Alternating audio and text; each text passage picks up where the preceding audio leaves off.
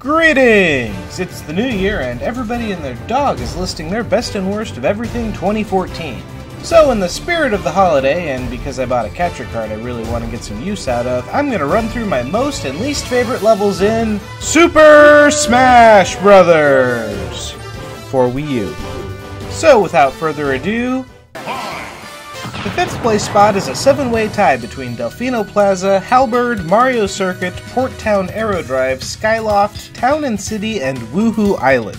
As you may have noticed, these stages all have the same thing in common. Instead of creating a single stage themed after an iconic location, these stages all center around floating platforms that carry the fighter from spot to spot. Now, for the Mario Kart and F-Zero levels, I can kind of understand it. You want to give the feeling of actually going around the racetracks. But come on, did we really need a virtual tour of Delfino Plaza? Can't we just pick a spot and stick with it? Not that I'm against stages that change things up every so often, but these platforms just feel like a lazy and intrusive way to transition. Castle Siege does the same thing, but their transition is, well, it's still kind of intrusive, but at least it's short. For a lot of these levels, you spend more time in the air than you do on the ground. The Skyloft stage, for instance. It has some nice locations between transitions. Unfortunately, you only get to fight on them for about 15 seconds before the platforms carry you somewhere else. Which is a shame, because out of the 6 stops in Skyloft, 2 or 3 of them probably could have worked as their own dedicated stages. Now for some of the stages, I get it. Perhaps they thought nobody would recognize Woohoo Island without taking an aerial tour. Or maybe they couldn't come up with a single great idea for a stage layout, so they came up with 3 or 4 okay ideas and stuck them all on the same level. But then there's the Halberd stage, and this one just confounds me. The deck of the ship makes a perfectly fine stage on its own. There's cannons and robot arms to deal with, there's a nice platform, there's no good reason to spend a minute and a half flying around looking at the ship from every angle. If this had happened on just 1 or 2 stages, it wouldn't be worth mentioning, but that they had to fall back on this kind of level design more than half a dozen times is pretty disappointing. Jungle Hijinks. Now, I'm generally not a fan of gimmick levels, but I've had a lot of fun with this split level design here. Each side has an interesting layout, so it's fun to fight no matter where you are. You can choose to throw yourself into the fray, or if things are getting a little too hot to handle, retreat to the less crowded half of the stage for a breather. And since both halves pop in and out, you have to spend at least a little bit of time squinting in the background area. But taking a close look at this stage isn't so bad either, since it's just damn pretty. Look at those colors. All in all, it's a fun stage with a rare gimmick that I don't hate. Norfair. For being on my naughty list, I actually like nearly everything about this level. The setting is intense, the platform layout is aggressive, it's just a lot of fun. But there's one thing that I hate, and I really hate it. Normally I enjoy these lava stages that force you to head for high ground, or in Norfair's case, right or left ground. That's cool. But when a screen-engulfing wave of lava is coming at you and you only have 5 seconds to fight your way into the shelter, most of the time it just can't be done. Heck, even when you're right there, it's still a pain to get inside. Maybe if there were more time, or if the shelters were in a fixed position, or if you didn't have to deal with that stupid door, it'd be okay. But as it is, you're almost better off just taking the hit than trying to get to safety. And if you have to ignore it, it stops being a hazard and just becomes an annoyance. That wave is a low point on an otherwise great level. Coliseum. I admit it, I'm a vanilla kind of guy. I don't need a lot of gimmicks or floating platforms to make me happy. Just give me a level playing field with a clear line of sight between me and my opponents. That's all I want.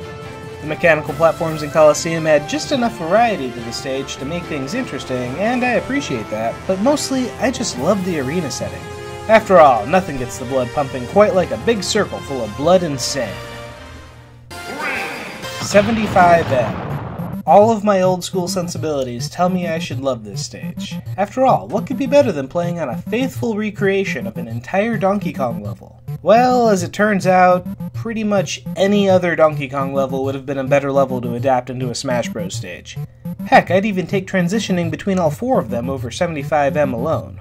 The problem with 75M is that the platforms are so small and uneven, it's really difficult to position yourself to a point where you can actually hit your opponent. For as large as the stage is, the action inevitably gets limited to the top platform in the upper right corner, because those are the only parts of the stage where you can really go at it. Between the platforms and Donkey Kong throwing springs at inopportune moments, it just feels like you spend more time fighting against the level than your opponents.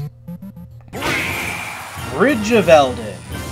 I like this level for the same reason I like Coliseum, except the Bridge of Elden has the added bonus of having a Zelda theme rather than a Fire Emblem theme. And really, there's just something awesome about having a battle to the death on a thin stone bridge. There are no rising platforms on this level, but every so often King Bulbin will ride by on a boar and bomb out the center section, turning the wide open stage into a pretty cramped battleground until the Twilight Realm repair service stops by to fix things. Of course, I like the other Zelda levels too, but out of all of them, this one's my favorite. Yoshis Island. Of all the legacy stages they could have brought back for Smash Bros. 4, how in the world did Yoshi's Island make the cut? This stage was bad all the way back in Melee, and shrinking it down hasn't done it any favors. From the diagonal sides to the hazardous gap in the middle, this zone is just a pain to fight in. This is a stage I would have been happy to see left on the shelf, especially when there are so many other Melee stages I'd rather see make a return. Mushroom Kingdom U. Contrary to my last two picks, Mushroom Kingdom U is probably the most wild stage on my favorites list. The layout of the stage is pretty simple, but there's actually a lot going on. Random icicles fall, platforms will scroll by, sometimes Nabbit will try to steal ya, and every 40 seconds or so a Magikoopa will fly by and change everything. But the changes happen so smoothly that they rarely interfere with the battle. Platforms tend to fall into each other, so you don't have to worry about the level lifting off and leaving without you. If you're looking for the best way to represent an entire game with a single stage, this is how you do it. Which brings us to the worst of the worst. Orbital Gate Assault. If Mushroom Kingdom is an example of how to do a transitioning stage right, Orbital Gate Assault is an example of how to do it completely wrong. Forget about trying to fight on the stage, just trying to keep your footing is hard enough. Other than a few brief seconds when you're fighting on the Great Box, for most of the level you're bouncing between R-Wings and green space missiles. The missiles aren't so bad, at least until they start doing what missiles tend to do, but the R-Wing sections are a nightmare. They move around in wild patterns and have annoyingly few ledges to grab onto. Beyond that, the stage itself is just so busy with activity that it's really easy to lose track of your character in the chaos. If there's any level that would justify the inclusion of a blacklist feature, it's this one. But we aren't going to start 2015 on a sour note, so last but certainly not least, Luigis Mansion. This is the one, my favorite stage in all of Smash Bros. This level doesn't go through transitions so much as it takes collateral damage. You fight until Luigi's house is nothing but a pile of rubble, then it respawns so you can do it all over again. In the meantime, you have to adjust to an ever-changing configuration of platforms depending on which order the walls come down. And unlike most of this game's level gimmicks, there aren't any scripted events to deal with here. Changes in the stage are the result of player actions, not timers, which is a gameplay element that more Smash Bros. Levels could take advantage of, and that's what makes this level my favorite in all of Smash Bros. But that's just my opinion. Tell me which Smash Bros. Stages you love or hate in the comments below. Be sure to like and subscribe, share this video with your friends, and have a smashing new year!